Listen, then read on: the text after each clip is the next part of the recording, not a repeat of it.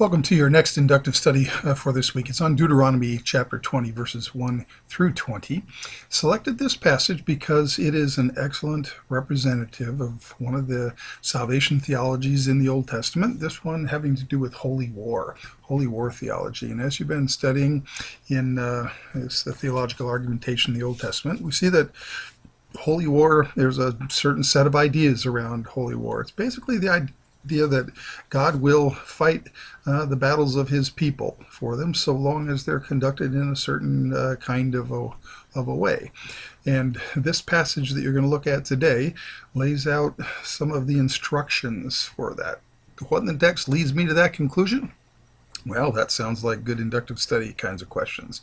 So we start looking at the text here, and again, I recommend starting with structure. It's a good way to kind of see the parts of the text and get into it here. The first, you see this when. When is a logical structure that's sort of coupled up with when, ... then. Very much like if then. So if this is the when such and such happens, when you go out to war against your enemies and see horses and chariots and armor, or an army larger than your own, then something goes on here. So the first thing we've got is a basic command. It's in the form of case law.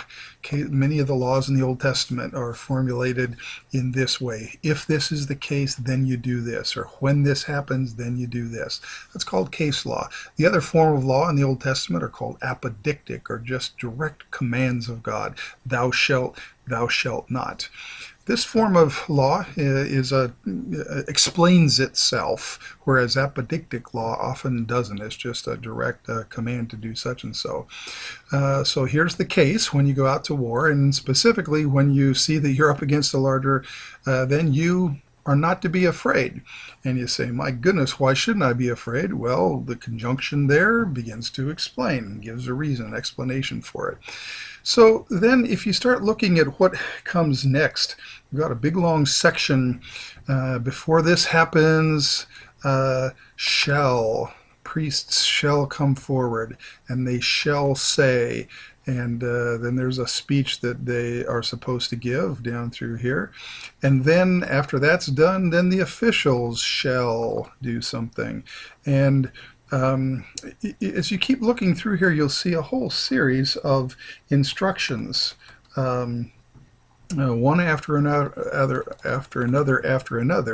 that takes you kind of all the way down maybe through verse 9. So there's a whole series of instructions related to this first case law related to battle, and what's supposed to go on and how it's supposed to happen, who's supposed to address whom. So look those things over and begin to see if you see some patterns or some ideas, some values that stand behind. A second case at the end of the text here, when you draw near to a town to fight against it, offer it terms of peace. So this is another when then kind of set of instruction, again related to conducting warfare. When this is the case, then do this. Here's an imperative verb, right? And if it does this, then you do that. If it does that, then you do that. And you may this, and you may not that, and so on and so forth. And this is what you're supposed to do for towns that are far off. And then you see that this case law is nuanced a bit further. Okay, that's the case for towns that are far off, but what about ones that are nearby?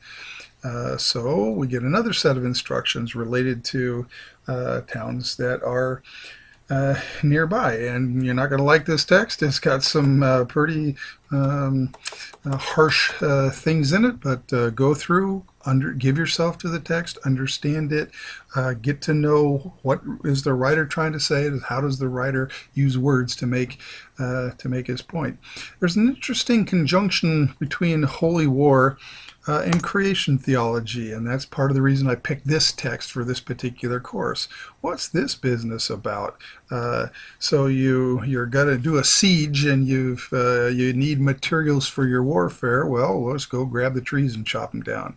take a close look at this text. I wouldn't say this is the punchline for these laws and instructions about holy war, but it's obviously an important part of this particular text. And so take a close look at it, and we'll talk about it in our discussion time. So have a great time with this text, and spend 1 hour on it, and upload your observations and your initial conclusions about this text, the point it's making. Talk to you soon.